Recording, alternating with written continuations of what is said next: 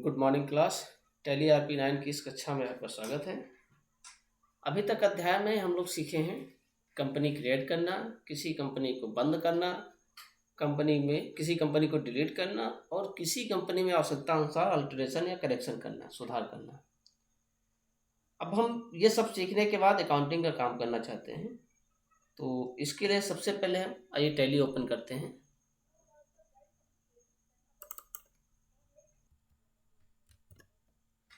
Tally आप gateway की window पे आते हैं। टैली ओपन होने पर पहला विकल्प दिख रहा है अकाउंट इन्फो का। तो जैसा कि पहले सीख चुके हैं, अकाउंट इन्फो का ए हाईलाइटेड है, तो ए को प्रेस करते हैं और ये अकाउंट इन्फो का विंडो ओपन हो जाता है। इसमें दो ऑप्शन नजर आते हैं, ग्रुप और लेजर। तो पहले आप जानते हैं ग्रुप क्या होता है। ग्रुप,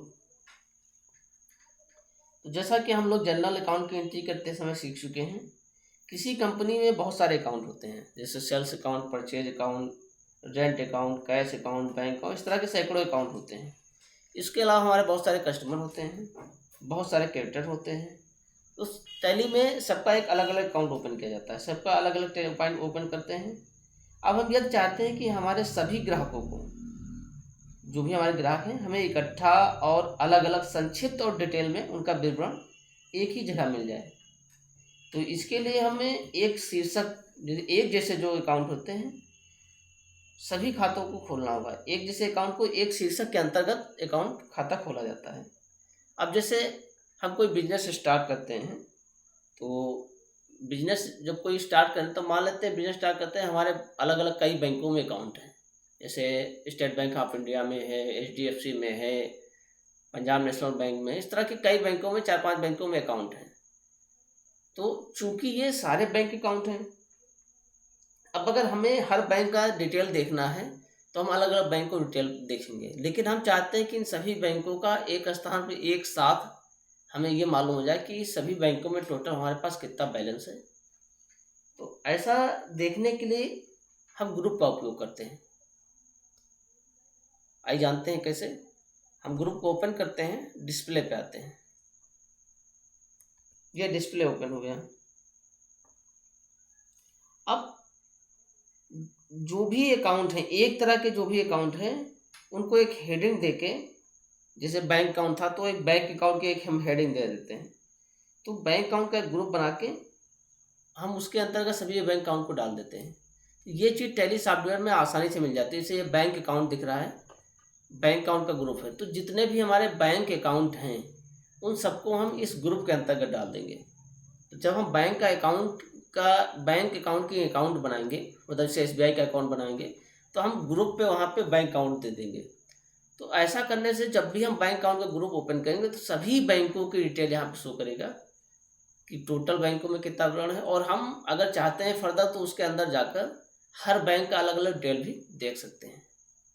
आइए दूसरा उदाहरण लेते हैं। जैसे हमारे बहुत सारे कस्टमर हैं, तो कस्टमर को, जैसा कि बहुत सारे कस्टमर हैं और हमें ये देखना है कि उन कस्टमर को कितना पैसा बाकी है, कितना बैलेंस बाकी है, या उन कस्टमर को हमने क्या क्या अकाउंट, कितना बैलेंस हमसे खरीद परचेज किए हैं, वो कितना हमने सेल्स किया है। तो सेंडी डेप्टर्स के अंतर्गत हमारे जो डेप्टर्स हैं उनका हम एक अकाउंट बना देते हैं। सेंडी डेप्टर ग्रुप के अंतर्गत उनका सबका अकाउंट डाल देते हैं। अब जब भी हमें अपने डेप्टर्स का डिटेल देखनी है तो हम सेंडी डेप्टर्स का अकाउंट ओपन करेंगे, ग्रुप ओपन करेंगे, और यहाँ पे जितने भी हमारे डेप्टर्स हैं सबका हम डिटेल देख लेंगे।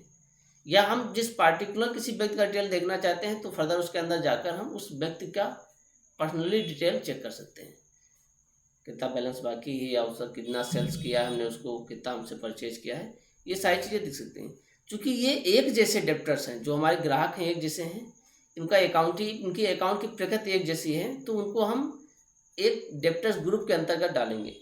जितने भी अकाउंट हैं और एक जैसी प्रकृति के हैं, तो इसमें बहुत सारे ग्रुप दे रखे हैं, तो उनको हमें डिसाइड करना हो कि उस ग्रुप के अंतर्गत आएंगे।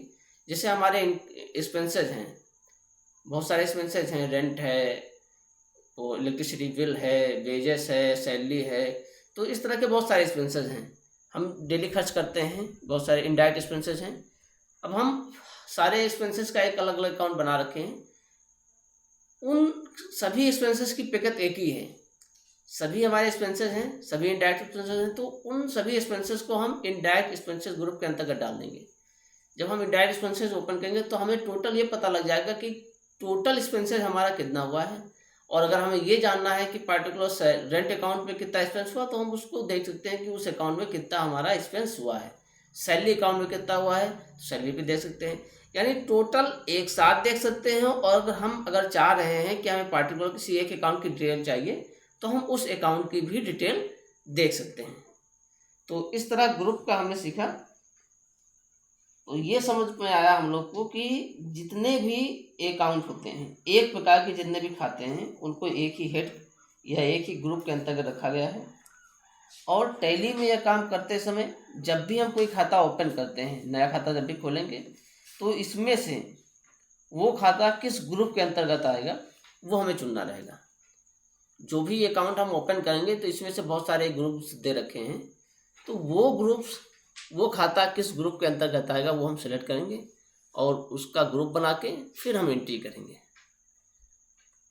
तो इस प्रकार हम लोग सीखे कि ग्रुप्स का क्या महत्व है, ग्रुप कैसे क्रिएट करेंगे। अब इससे बाहर जाने के लिए एस्केप की प्रेस करेंगे और जब तक कोई का डायलॉग बॉक्स ना आ जाए यस कर देंगे। धन्यवाद।